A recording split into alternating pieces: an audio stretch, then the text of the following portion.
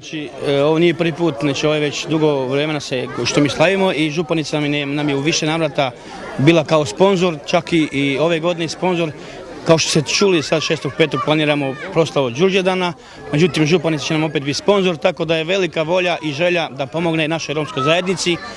Pridodao bi još samo ono što je napomenula, obrazovanje za našu romsku djecu, to je jedna velika pozitivna strana i ako budemo mogli još poraditi malo na zapošljavanju, jer moramo ove naše državne institucije, lokalne institucije, znači gradske institucije, regionalne institucije, da tu nekako zaposlimo naše Rome.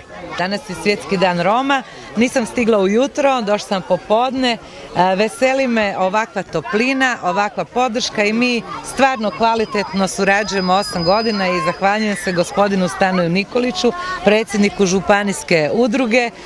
Do sada smo iz proračuna kroz sve one vidove potpora u ovih 7 godina dali preko 1.500.000 kuna.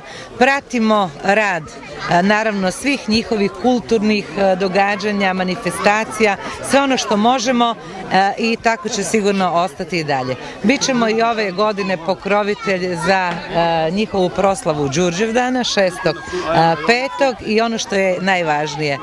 Zahvaljujem se njihovom saborskom zastupniku koji sa nama iznimno dobro surađuje, poznaje problematiku ovog dijela stanovništva i samo za legalizaciju smo izdvojili 130.000 kuna bespovratno preko udruge i sigurno je da će oni to i iskoristiti. Sada smo riješili dosta investicija. Sada ćemo se zauzeti ne samo ovdje i ja osobno kao županica, ne ovdje u Sapraškim Poljanama, nego u sve jednom naselju gdje žive Romi, u Popovači, u Kutini, u Palanjku, da pružimo i uložimo prije svega u infrastrukturu i da tražimo od države, a ja ću to budite sigurna izlobirati ako to već ne žele neki gradovi i općine, i ono što je najvažnije da djeca imaju, znači sve ono što imaju i svi drugi, od predškolskog odgoja pa nadalje.